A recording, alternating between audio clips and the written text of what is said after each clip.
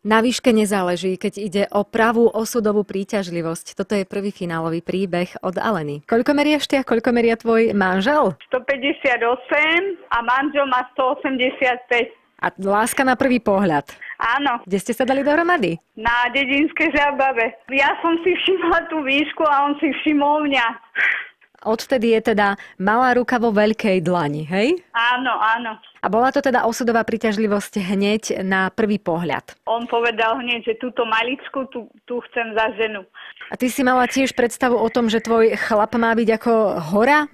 No, nemala som predstavu, ale potom sme sa zasmiali nad tým, že on je výškovo väčší a ja menšia, no a odvtedy nosím aj topánky, si kupujem vyššie. Koľko centimetrové podpätky si kupuješ? 5 až 10. Medzi vami je ako veľký rozdiel? No, keď mám 158 a on 185, ale ja som to vôbec ešte neskúmala, že o koľko centimetrov to je. Ty si to do dnešného dňa nerátala, vôbec si neurobila Vôbec som mínus. to nerátala.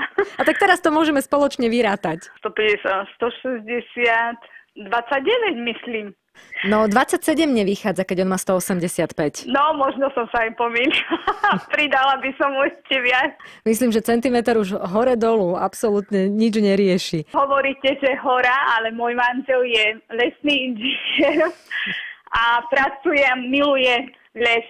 Chlap ako hora patrí do hory. Nedá sa Áno. nič robiť. Alena, Áno. ďakujem ti veľmi pekne. Ahoj, držím palce. Ďakujem pekne, do počutia.